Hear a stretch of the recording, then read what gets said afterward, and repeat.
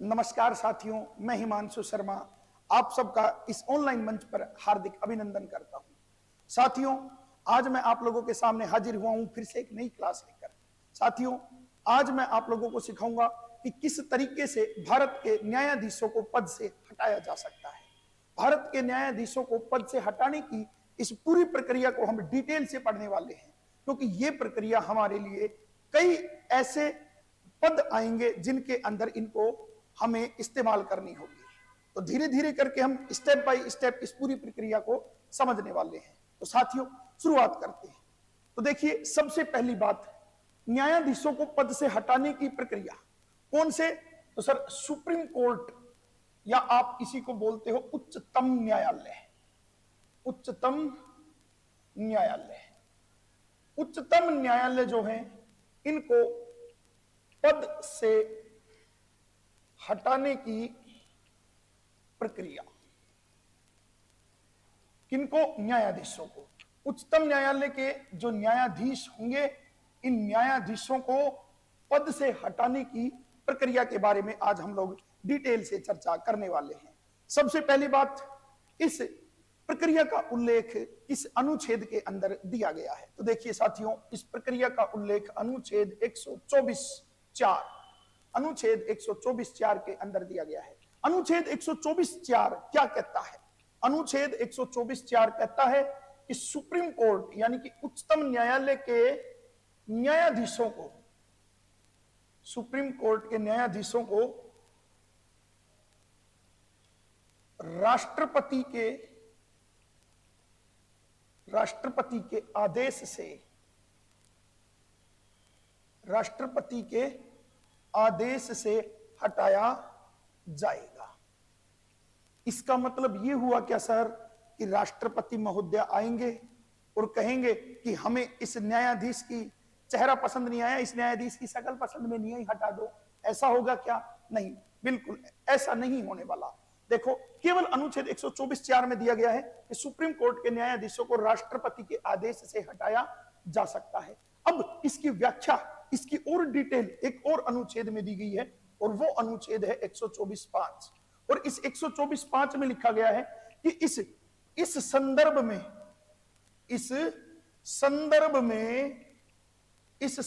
में संसद कानून बनाएगी। संसद कानून बनाएगी, मतलब केवल और केवल राष्ट्रपति के आदेश से नहीं हटाया जाएगा। अनुच्छेद 124(5) कहता है कि इस संदर्भ में कानून बनाने का कार्य हमारी संसद करेगी। क्या संसद ने कोई कानून बनाया है क्या इस विषय में सर? बिल्कुल, इस संदर्भ में हमारी संसद ने कानून बनाया है, न्यायाधीश जांच अधिनियम। क्या बनाया है? न्यायाधीश जांच अधिनियम। ये न्यायाधीश जांच अधिनियम हमारी संसद के द्वारा बनाया गया एक कानून है। हमारी संसद के द्वारा एक कानून बनाया गया है, कानून का नाम है न्यायाधीश जांच अधिनियम। और बच्चों, ये न्यायाधीश जांच अधिनियम 1968 में बना था, तो कानून का नाम ही पड़ गया न्यायाधीश जांच अधिनियम 1968। हाँ जी, इस 1968 में बने न्यायाधीश जांच अधिनियम के अंदर किसी भी न्यायाधीश को पद से हटाने की पूरी प्रक्रिया दी गई है। सर, वो प्रक्रिया कैसी होगी, एक बार जरा डिटेल से बताएं। देखिए, समझने की कोशिश करते हैं। सबसे पहले तो देखो, पहली बात, किसी भी न्यायाधीश को पद से हटाया जाएगा तो क्यों हटाया जाएगा? तो पहला स्टेप तो यही आता है कि किसी भी न्यायाधीश को पद से क्यों हटाया जाएगा? तो सर, कदाचार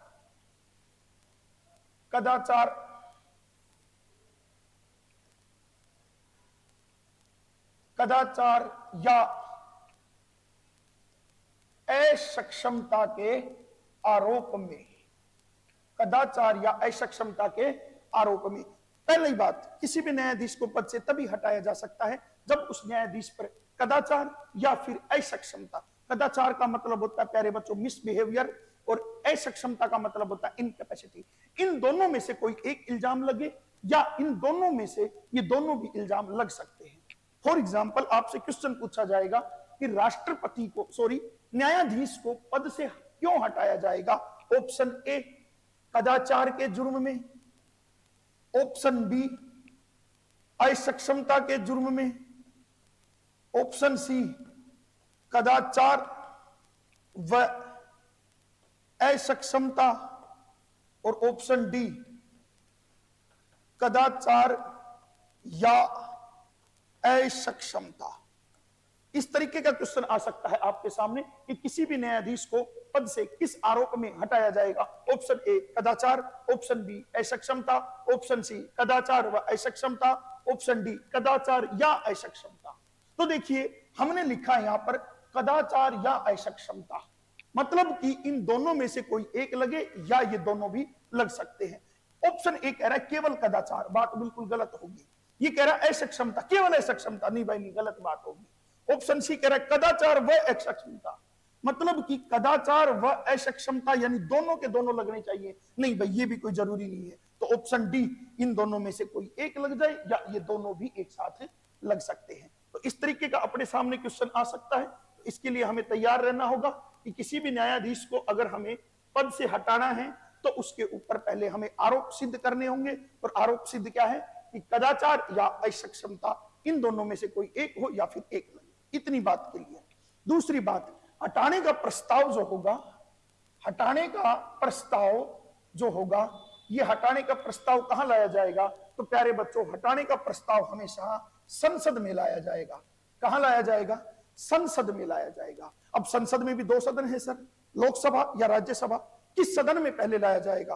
तो बच्चों यहां पर लिखा हुआ है कि संसद में लाया जाएगा। संसद के किसी भी सदन में लाया जा सकता है, चाहे तो आप पहले लोकसभा में लेके आ सकते हो, चाहो तो आप पहले राज्यसभा के अंदर लेके आ सकते हो, यानी इनके दोनों सदनों में से किसी भी सदन के अंदर आ सकता है। अब एग्जामिनर बच्चों फिर से क्वेश्चन बना सकता है आपके लिए दूसरी लाइन से ही, और इस बार क्वेश्चन क्या बनेगा प्यारे बच्चों? इस बार क्वेश्चन बनाया जाएगा कि न्यायाधीश को हटाने के संदर्भ में संसद के किस सदन के पास ज्यादा शक्ति है। क्या बनेगा कि न्यायाधीश को पद से हटाने के संदर्भ में किस सदन के पास ज्यादा शक्ति है? ऑप्शन ए लोकसभा के पास, ऑप्शन बी राज्यसभा के पास, ऑप्शन सी ए व बी में से कोई नहीं, ऑप्शन डी दोनों के पास समान, दोनों के पास समान। तो प्यारे बच्चों प्रस्ताव पहले संसद के किसी भी सदन में आ सकता है, तो इसका मतलब तो यही हुआ कि न्यायाधीश को हटाने के संदर्भ में दोनों के दोनों सदन के पास समान शक्ति होगी। ऑप्शन डी इसका बिल्कुल सही जवाब होगा। इस तरीके का क्वेश्चन बन सकता है, आपको फिर से तैयार रहना होगा। तो देखो साथियों, इस प्रक्रिया में हमने केवल दो स्टेप सीखे। पहला, किसी भी न्यायाधीश को पद से क्यों हटाया जाएगा? तो सर कदाचार या असक्षमता के आरोप में हटाया जाएगा। दूसरी बात, हटाने का प्रस्ताव कहां लाया जाएगा? तो संसद में। संसद के किस सदन में? तो किसी भी सदन में लाया जा सकता है। लेकिन एक चीज याद रखना, अगर प्रस्ताव पहले लोकसभा में लाया जा रहा है तो याद रखना कम से कम लोकसभा के 100 सदस्यों का क्या चाहिए अपने को? 100 सदस्यों का समर्थन चाहिए। और अगर प्रस्ताव राज्यसभा में लाया जा रहा है तो बच्चों राज्यसभा के 50 सदस्यों का समर्थन होना चाहिए। मतलब सर क्या हुआ? मतलब यह हुआ कि एक व्यक्ति किसी भी न्यायाधीश को हटाने का प्रस्ताव नहीं ला सकता। क्यों नहीं ला सकता? क्योंकि एक व्यक्ति की हो सकता है कोई निजी परेशानी हो उस न्यायाधीश के साथ, तो एक व्यक्ति कभी नहीं। अगर उसने इन दोनों में से कोई भी गलत काम किया है तो एक ही व्यक्ति को थोड़ी दिखाई देगा, एक से अधिक व्यक्ति को दिखाई देगा।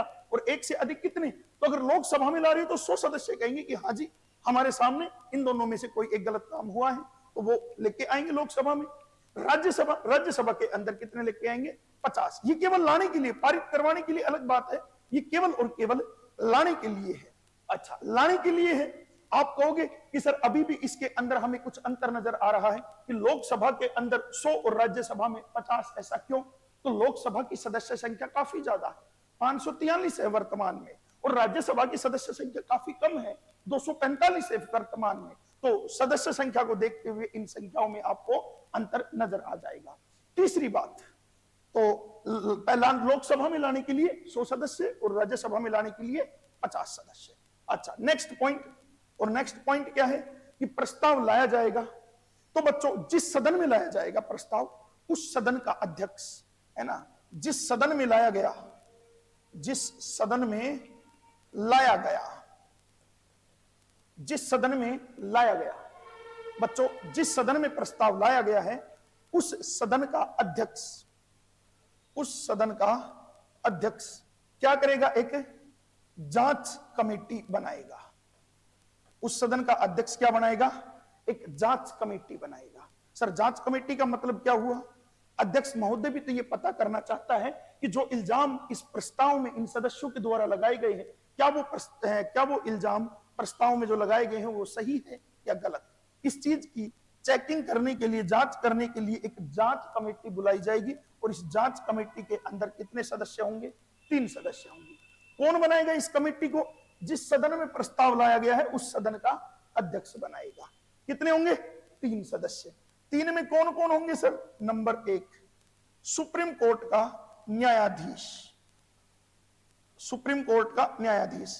बच्चों सुप्रीम कोर्ट में वर्तमान में 1+33 यानी कि कुल मिलाकर 34 न्यायाधीश हैं। इनमें से कोई भी चलेगा, मुख्य नहीं होना चाहिए, मुख्य नहीं लिखा हुआ, मुख्य आ गया तो कोई दिक्कत नहीं है, लेकिन नहीं आया तो इन अदर्स जजेस में से भी चल जाएगा, 33 न्यायाधीश में से भी चल जाएगा। तो एक तो ये होगा। दूसरे नंबर पर अगर बात करें तो सर और कौन होगा? तो हाई कोर्ट का मुख्य न्यायाधीश, हाई कोर्ट का मुख्य न्यायाधीश। प्यारे बच्चों हमारे देश में 25 हाई कोर्ट हैं। उन 25 हाई कोर्ट में से किसी भी हाई कोर्ट का एक मुख्य न्यायाधीश इस कमेटी का मेंबर होना चाहिए। तो 2 का तो पता चल गया सर, एक तो सुप्रीम कोर्ट का न्यायाधीश, एक हाई कोर्ट का मुख्य न्यायाधीश, और तीसरा जो होगा वो कौन होगा सर? तो वो होगा विधि का जानकार। वो कौन होगा? विधि का जानकार। तीसरा जो सदस्य होगा वो कौन होगा? विधि का जानकार, यानी कि कानून का जानकार होगा। और सर ये सुप्रीम कोर्ट का जो न्यायाधीश होगा, ये इस पूरी कमेटी का क्या बना दिया जाएगा? अध्यक्ष बना दिया जाएगा। ये इस पूरी कमेटी का क्या बनाया जाएगा? अध्यक्ष बनाया जाएगा। अब ये तीनों मिलकर बच्चों जांच करेंगे, ये तीनों मिलकर जांच करेंगे, और जांच में यदि इल्जाम बिल्कुल सही पाए गए तो फिर प्रोसेस आगे बढ़ाया जाएगा। अगर 2 बातें हैं, इस कमेटी ने अपनी जांच में बोल दिया कि जो इल्जाम न्यायाधीश पर लगाया गया है वो निहायत ही गलत है, तो बेटा यहीं के यहीं प्रस्ताव खारिज हो जाएगा। और अगर इस कमेटी ने बोल दिया कि जो इल्जाम इस प्रस्ताव के अंदर लगाए गए हैं वो बिल्कुल सही है, तो फिर प्रस्ताव का आगे बढ़ाया जाएगा। और आगे किस लिए बढ़ाया जाएगा? क्योंकि फिर इसको पारित करना है। और पारित कैसे होगा? तो जैसे ही अध्यक्ष जो है उसके पास ये कमेटी अपनी रिपोर्ट देगी कि हाँ जी इल्जाम बिल्कुल सही पाए गए, तो अब अध्यक्ष एक डेट फिक्स करेगा कि इस दिन यानी कि इतने दिन बाद इस प्रस्ताव पर हम क्या करेंगे? चर्चा करेंगे। तो ये चर्चा की जाएगी, यानी कि स्टेप 5 है ना, आरोप सही पाए जाने पर, आरोप सही पाए जाने पर प्रस्ताव पर क्या होगी? चर्चा होगी। आरोप सही पाए जाने पर प्रस्ताव पर क्या होगी? चर्चा होगी। और बच्चों जो चर्चा की डेट दी जाएगी, ठीक उस डेट से कम 14 दिन पहले उस न्यायाधीश को सूचित करना होगा, है ना। तो याद रखना 6 स्टेप क्या हो जाएगा कि चर्चा से 14 दिन पहले, चर्चा से 14 दिन पूर्व उस न्यायाधीश को क्या करना होगा? सूचित करना होगा। चर्चा से 14 दिन पहले उस न्यायाधीश को बच्चों सूचित करना होगा। सर सूचित क्यों करना होगा? क्योंकि बच्चों उस न्यायाधीश को भी तो अपना पक्ष रखने का हक होता है। वो न्यायाधीश भी तो अपने बचाव पक्ष में कुछ कहेगा, तो कम से कम उसे 14 दिन पहले तैयारी करने का हम समय दे देते हैं कि इस दिन इस सदन में चर्चा होने वाली है आपके हटाने के प्रस्ताव पर, तो प्लीज आप आइए और अपना पक्ष रखिए। यहां पर न्यायाधीश के पास इतनी छूट होती है कि वो खुद आ सकता है या अपने किसी एडवोकेट को भेज सकता है। अब एडवोकेट को भेज सकता है या खुद आएगा, जैसे भी वो आएगा और अपना पक्ष रखेगा। अगर उसके पक्ष रखने से सदन का अध्यक्ष संतुष्ट हो गया तो बच्चों प्रस्ताव कैंसिल हो जाएगा और अगर संतुष्ट नहीं हुआ तो प्रक्रिया आगे बढ़ाई जाएगी, और प्रक्रिया आगे बढ़ाई जाएगी और इस प्रस्ताव को पारित किया जाएगा। तो सर प्रस्ताव को पारित करवाने के लिए क्या चाहिए? तो बच्चों प्रस्ताव को पारित करवाने के लिए चाहिए कि कुल सदस्यों का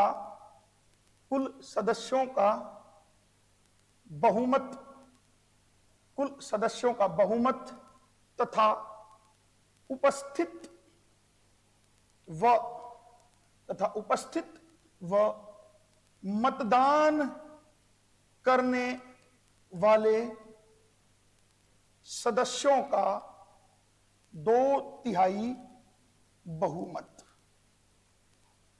कुल सदस्यों का बहुमत तथा उपस्थित व मतदान करने वाले सदस्यों का 2/3 बहुमत, इससे इस प्रस्ताव को पारित किया जाएगा। एक सदन से यह प्रस्ताव जब पारित होगा तो दूसरे सदन में जाएगा, और प्यारे बच्चों यदि दूसरा सदन भी इसी प्रोसेस से इसे पारित कर देता है तो फिर प्रस्ताव राष्ट्रपति के पास जाता है। तो यह हो गया आठवां पॉइंट कि दूसरा सदन भी यदि इसी प्रक्रिया से पारित कर दे तो प्रस्ताव राष्ट्रपति के पास जाएगा। किसके पास जाएगा? राष्ट्रपति के पास जाएगा।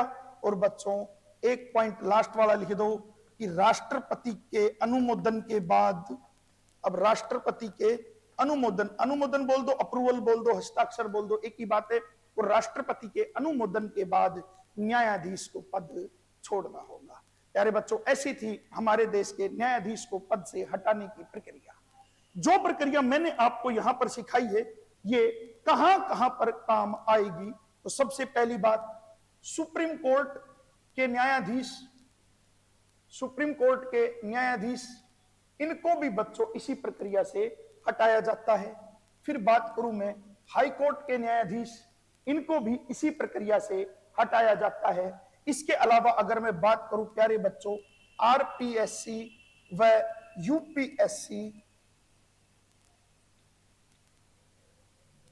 है ना, यूपीएससी, आरपीएससी और यूपीएससी, इनके अध्यक्ष को भी इसी प्रक्रिया से हटाया जाता है। फिर अगर मैं बात करूं प्यारे बच्चों, भारत में एक पोस्ट होती कैग, आर्टिकल 148 टू 151 तक, उसको भी इसी प्रक्रिया से हटाया जाता है। तो ये प्रक्रिया हमें कई जगह काम आने वाली है। एक तो सुप्रीम कोर्ट में, सुप्रीम कोर्ट के न्यायाधीश को भी इसी प्रक्रिया से हटाया जाएगा, हाई कोर्ट के न्यायाधीश को भी इसी प्रक्रिया से हटाया जाएगा, यूपीएससी आरपीएससी के अध्यक्ष को भी इसी प्रक्रिया से हटाया जाएगा। यानी कि जो आयोग बनाए जाएंगे, इसके अलावा अगर मैं बात करूं तो चुनाव आयोग के जो अध्यक्ष होंगे उनको भी इसी प्रक्रिया से हटाया जाएगा। और CAG, controller and auditor general, नियंत्रक एवं महालेखा परीक्षक, इनको भी इसी प्रक्रिया से प्यारे बच्चों हटाया जाता है। तो ये काफी जगह काम आने वाली हमारी क्या थी? प्रक्रिया थी। तो देखिए प्यारे बच्चों आज हमने क्या पढ़ा?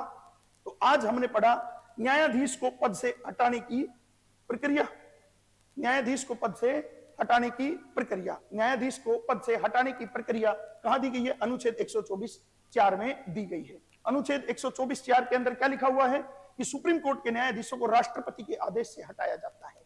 लेकिन इसकी थोड़ी सी व्याख्या अनुच्छेद 125(5) में की है कि इस संदर्भ में संसद कानून बनाएगी। तो संसद ने कोई कानून बनाया है क्या सर? बिल्कुल बनाया है। वो कानून कौन सा है? न्यायाधीश जांच अधिनियम 1968। क्या लिखा हुआ है उस कानून के अंदर? तो अगर हम उस कानून की बात करें तो उस कानून के अंदर लिखा हुआ है किसी भी न्यायाधीश को केवल तभी हटाया जाएगा जब उस पर कदाचार या असक्षमता का आरोप लगेगा। कदाचार का मतलब होता है मिसबिहेवियर, असक्षमता का मतलब होता है इनकैपेसिटी। यानी कि फॉर एग्जांपल कोई न्यायाधीश एक्सीडेंट हो गया, उसका ब्रेन डेड हो गया, कोमा में चला गया, वो आने में असक्षम है, तो ऐसी कंडीशन में भी उसे हटाया जाएगा, तो असक्षमता के तहत आएगा। फिर नेक्स्ट स्टेप, हटाने का प्रस्ताव संसद में लाया जाएगा। किस सदन में लाया जाएगा सर? तो किसी भी सदन में लाया जा सकता है, दोनों के पास समान शक्ति है। लेकिन प्रस्ताव को लाने के लिए लोकसभा में कम से कम 100 सदस्यों की आवश्यकता होगी और राज्यसभा में लाने के लिए कम से कम 50 सदस्यों की क्या होगी? आवश्यकता होगी, है ना। तो 50 सदस्य अगर समर्थन करेंगे तो लोकसभा में आएगा, राज्यसभा के अंदर लाना है तो 50 सदस्यों का समर्थन चलेगा और लोकसभा में 100 सदस्य। अच्छा, लेके तो आगे, अब आगे बच्चों जिस सदन में लाया जाएगा उस सदन का अध्यक्ष इसकी जांच करने के लिए कमेटी बनाएगा, और उस कमेटी में कितने सदस्य होंगे? 3। कौन से सदस्य? एक सुप्रीम कोर्ट का न्यायाधीश होगा, सुप्रीम कोर्ट का कोई भी न्यायाधीश होगा, चाहे तो 1+33, जरूरी नहीं है कि सीजेआई ही आए, है ना, इसमें लिख रखा है सुप्रीम कोर्ट का न्यायाधीश, तो अब कोई भी न्यायाधीश चल सकता है, वो इस कमेटी का अध्यक्ष हो जाएगा। फिर एक 25, भारत के अंदर 25 हाई कोर्ट हैं, उन 25 में से किसी भी एक हाई कोर्ट का मुख्य न्यायाधीश, तो हाई कोर्ट का मुख्य न्यायाधीश, और तीसरे नंबर पर विधि का जानकार। इन 3 लोगों की एक कमेटी बनेगी और ये कमेटी अपनी जांच करेगी। जांच में यदि आरोप सिद्ध नहीं हो पाए तो प्रस्ताव की चर्चा रुक जाएगी, और अगर जांच में आरोप सिद्ध हो गए तो प्यारे बच्चों प्रोसेस आगे बढ़ेगा। आगे बढ़कर कहा जाएगा तो आरोप सही पाए जाने पर प्रस्ताव पर क्या होगी? फिर चर्चा की जाएगी। लेकिन बच्चों चर्चा से 14 दिन पहले उस न्यायाधीश को हमें सूचित करके आना पड़ेगा जिसके खिलाफ हम हटाने की प्रक्रिया चला रहे हैं। इसके अलावा अब वो अपना बचाव पक्ष रखने के लिए न्यायाधीश आएगा, न्यायाधीश या तो खुद आ सकता है या अपने किसी एडवोकेट को भेज सकता है। अब न्यायाधीश महोदय अपना बचाव पक्ष रखने के लिए आ गया, और मान लीजिए उसके बचाव पक्ष को सुनकर अध्यक्ष संतुष्ट हो गया, तो प्रस्ताव के ऊपर फिर ज्यादा चर्चा नहीं होगी, प्रस्ताव खारिज हो जाएगा। और फॉर एग्जाम्पल न्यायाधीश संतुष्ट नहीं हुआ तो प्रक्रिया आगे बढ़ेगी और फिर उसे पारित किया जाएगा, और पारित करने के लिए अनिवार्य बहुमत जो होगा वो होगा कि कुल सदस्यों का बहुमत तथा उपस्थित व मतदान करने वाले सदस्यों का 2/3 बहुमत। और बच्चों प्रस्ताव यहां से पारित होकर दूसरे सदन में जाएगा, और इसी प्रक्रिया से यदि दूसरा सदन भी इसे पारित कर देता है तो न्यायाधीश को पद से पर कर देता है, तो फिर प्रस्ताव राष्ट्रपति के पास जाएगा। सॉरी बच्चों, मैं बोल गया था कि फिर हटाया जाएगा, लेकिन प्रस्ताव पहले सदन से दूसरे में, दूसरे से पारित होकर राष्ट्रपति के पास, और फिर उसके बाद यदि राष्ट्रपति अपना अनुमोदन दे देता है तो उसके बाद न्यायाधीश को पद छोड़ना होगा। यह प्रक्रिया कई जगह पर काम आती है। तो प्यारे बच्चों, कैसी लगी आज की क्लास? मुझे उम्मीद है आप सब लोगों ने बहुत अच्छे से समझा होगा, और आज के लिए मैं बस इतना ही, है ना। अब मैं आप लोगों से अनुमति चाहता हूं, फिर मिलूंगा एक और बेहतरीन क्लास के साथ। थैंक यू सो मच साथियों।